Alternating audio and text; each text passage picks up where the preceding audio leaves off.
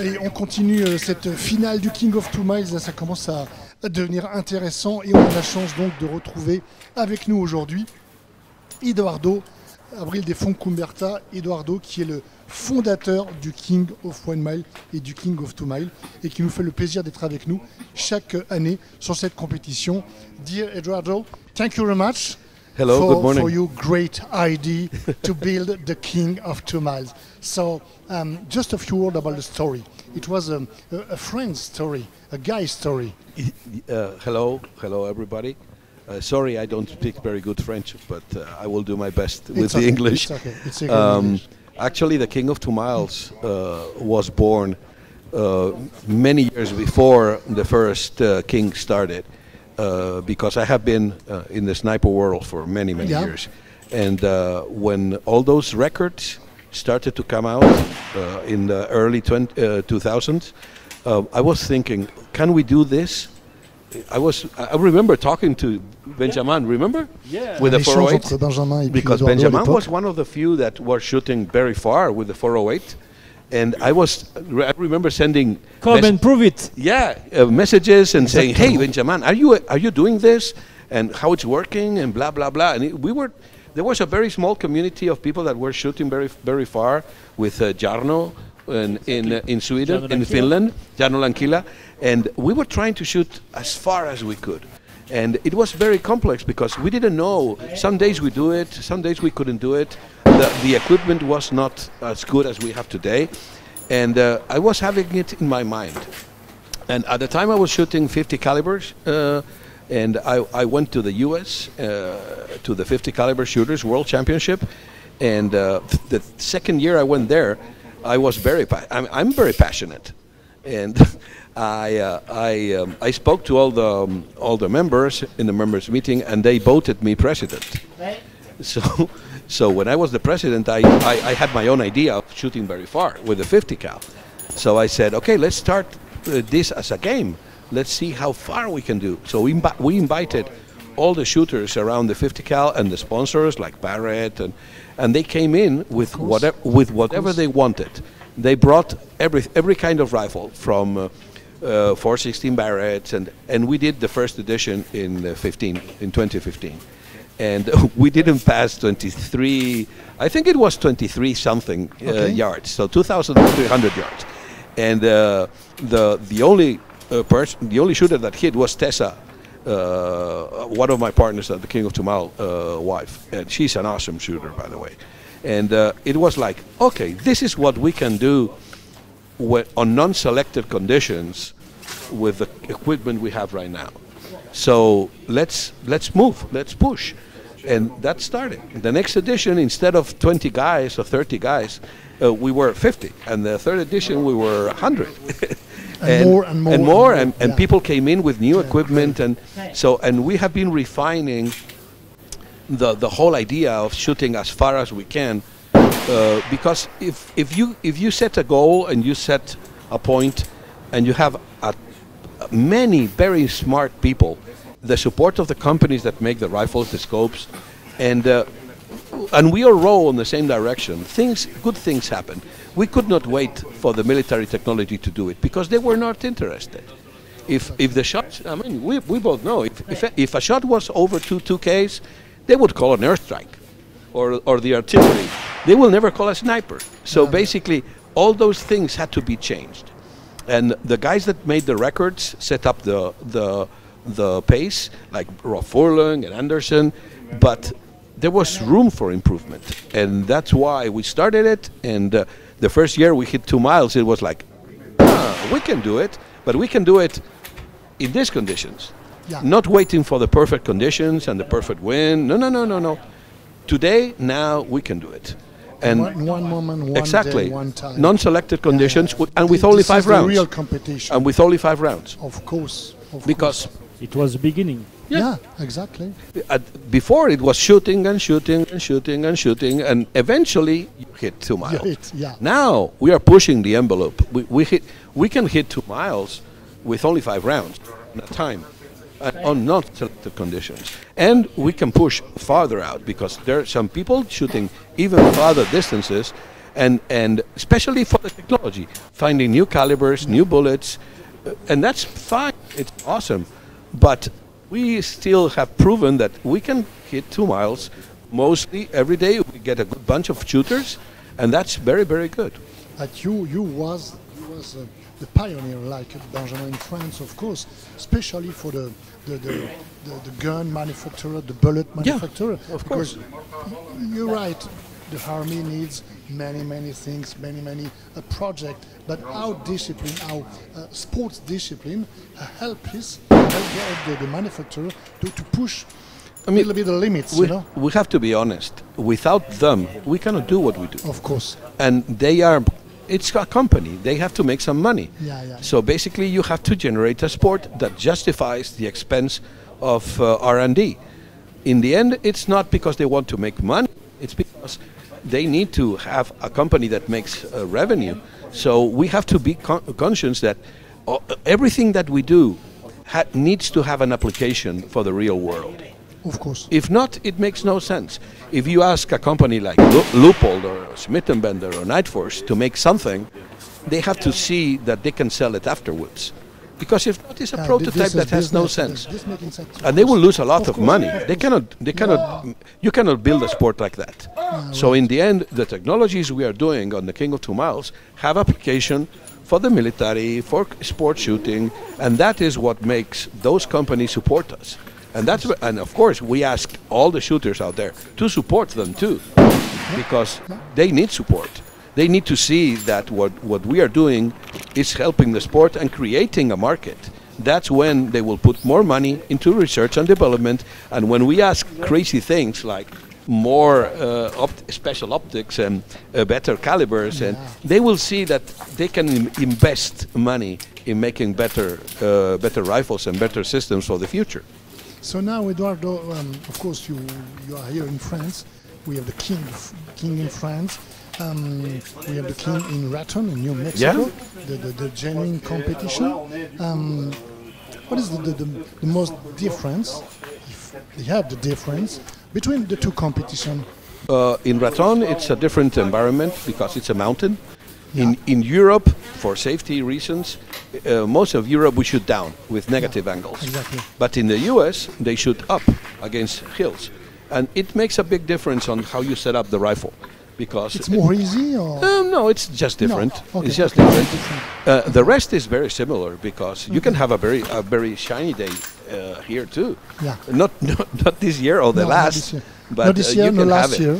But you can have it. We have seen very shiny days here, and in the end, it's all about the targets. The target systems are very similar. It's a steel target with a camera. So basically, if you do well on any of your local and national competitions, you can come to the finals in Raton, or you can come here because it will be a very similar environment. The rules are basically the same. Exactly. There were very little difference, and we are slowly removing those differences. So basically, all the world we should do the same with the same rules. So I think you are proud now of this King France because it's a great competition. I'm very proud. 200 competitors, like most 180. So it's a very big deal for the pioneer, for you, for Benjamin, for our club, of course. You know, I always say that if you start to getting too proud, you lose focus. Yeah. You know, they are doing an awesome job. Awesome. This is the best competition in the world. Has the most shooters, incredible setup, and everything is running super smooth because they have the experience. But we have to keep going. Exactly. I am proud of them because they are doing an awesome job. I come every year because I think this is the competition that sets the standard outside the US. And they are doing every year better. But that doesn't have to take us from the focus that we need to keep doing it better every year and expand. We saw this year many stranger competitors. Yes. 15 different countries. Yes. This is very interesting for our discipline because the people are very interesting about the extreme long range. The situation in Europe is a little complicated right now because we had many countries that wanted to do a king. in Europe. That would be very good for the competitors, so they could have 6 or 7 competitions a year in Europe. But we have wars going on, and that complicates the situation for many countries. But it will get better, and we will have more competitions in Europe. And of course, we still have. Actually, we have competitions in basically every continent. So I have a question for you, Don Eduardo. Don Eduardo. Claro, porque después vamos a hablar en castellano también por nuestro público castellano. Perfecto. I have a few questions for you, Don Eduardo, because we talked about the king of 1 mile, the king of 2 miles, but the women will win. Of course. What about the queen, the king? I still remember when they started putting some pressure on me, and of course on me and our team. Our team is Alex Korsman, Walter Wilkinson, and me, to open a women category. And I said, why? The whole world is talking about equality. Equality means that we have equal rights and equal challenges. And women can be just as good shooters as we are. And I remember that same year that they were putting pressure, saying, hey, all the sports have women class, blah, blah, blah. Lindsay won. And I said, you can see it. I mean, and we have, in the top 10, we have like 3 or 4 women right now. Women can be as good shooters and spotters. Same condition. Same condition. Same competitors. Same. You're right. Same. We don't need equality. Equality. That's the true equality. Yeah. You know, women empowerment is a leaks. Exactly. We have 5 or 6 women in this competition. Of course. When you see a woman in that was playing top shooter yesterday, that is woman empowerment, because she's doing the same thing that men do and winning.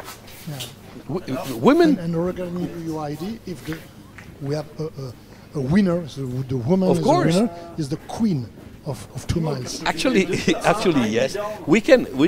I don't have a problem. We call it queen. Yeah, I know. But the whole idea is actually you gave me the idea that we make a special. We change the name when a woman wins. We don't have a problem with that. I know. We don't have a but problem. I think it's important for all the women, all the guys, of course, of this competition, because I think this is the real spirit of your concept of our sports. It's open for everybody. Everybody. But in the same condition. Exactly. We don't mind if you are Chinese, Canadian, American, Spanish. We are welcoming everybody. We don't have any problem with races, with women, men, whatever. You're a shooter, come.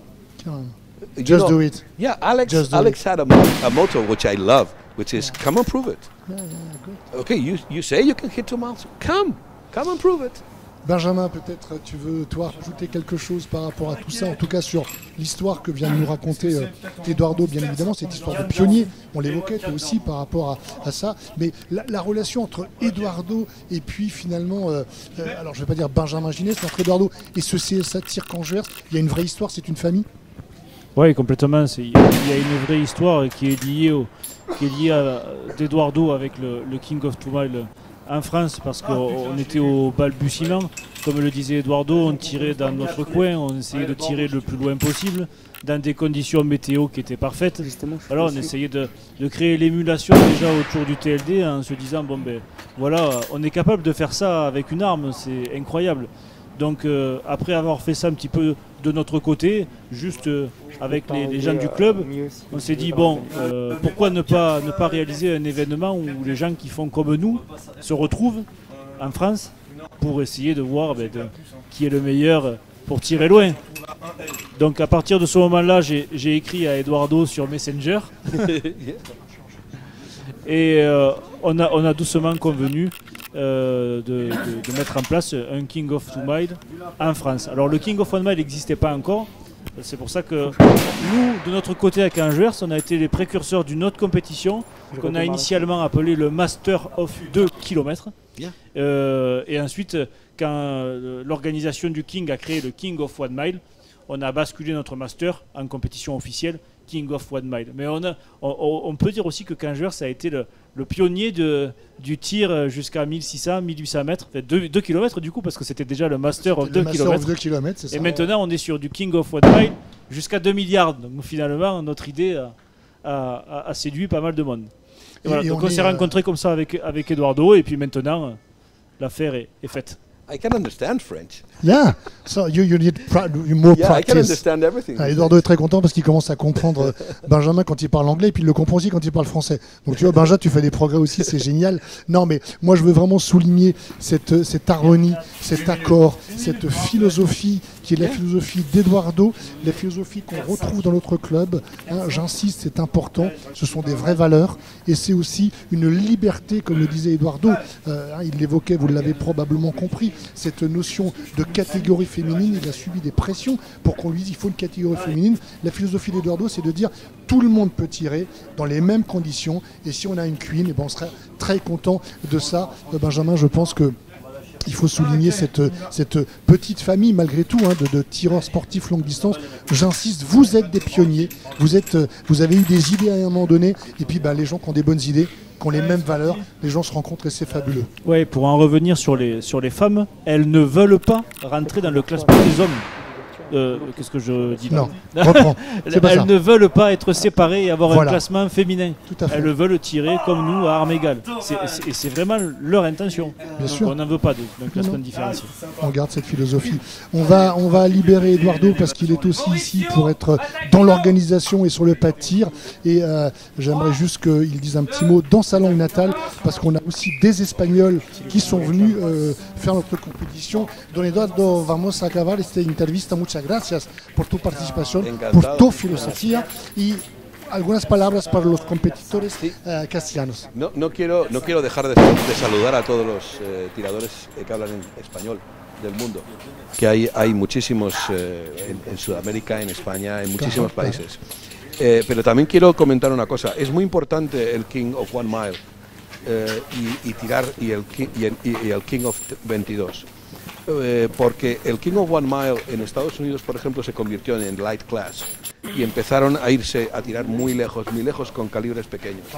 Y eso para mí rompe la idea del King of One Mile, porque lo que se intenta con el King of One Mile y también con el King of 22 es que la gente pueda venir con su fusil, el fusil que tiene para cazar, el fusil que tiene, que por supuesto a lo mejor no gana, porque hay gente muy competitiva con fusiles muy especiales, pero puede quedar bien.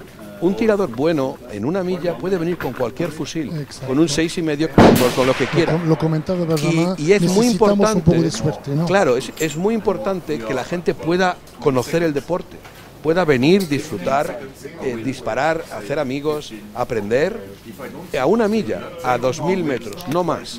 Porque si vemos que la gente tira mucho y alcanza mucho el blanco de 2000 metros, haremos los blancos más pequeños. Pero la idea no es hacer como se hizo un poco en Estados Unidos, que es tirar más lejos. Porque la idea es que la gente pueda venir con su fusil, con el fusil ligero, el de caza, el de PRS, un fusil que pueda tirar a 2000 metros y si de verdad le encanta el Extreme Long Range, que se fabrique un fusil para 2 millas. Exacto. Y el 22, la razón es que las elevaciones que dispara son tan altas, que son más radicales que con un 375 a 2 millas. Con lo cual, y el viento te mueve más la bala de lo que te mueve un 375 o un calibre 50 a 2 millas. Entonces aprendes muchísimo con un 22. Lo comentamos, claro, aprendes ayer muchísimo. y antes con Benjamin. Y tienes es una escuela. Es una escuela maravillosa. Exacto. Y encima, claro que sí, en todos los sitios hay campos de tiro de 300 metros. Más fácil, más fácil. Y encima la munición es barata. Y si compras un fusil de 22, cuando compres un fusil 375, pones la misma mira en el 375 y no tienes que gastar más. Entonces es un calibre maravilloso para aprender, para mejorar como tirador, para aprender todos los trucos del viento a un precio y sobre todo cerca de tu casa. Porque no todo el mundo puede hacer un viaje como este y perder 3, 4, 5 días. Es importante que puedan ir cerca de su casa a una distancia de, no sé, 100 kilómetros, 1 hora, hora y media. Y eso todo el mundo tiene un campo de tiro de 300 metros cerca de casa. 2 o 3 palabras para acabar la entrevista, don Eduardo. que vamos a decir buena suerte por los competidores. Que se diviertan todos mucho. Y hay una cosa que me encanta que inventó Tom Manners, que era I need more cowbell. La campana, quiero oír la campana. Voilà, Eduardo qui donc encourage vraiment tous ses compétiteurs et tous ses finalistes. Et il a une phrase consacrée qui lui plaît énormément. C'est surtout que la cloche retentit, parce qu'à chaque impact, l'arbitre fait retentir une cloche. Merci beaucoup, Eduardo. Thank you very much, Eduardo. Muchas gracias para ti.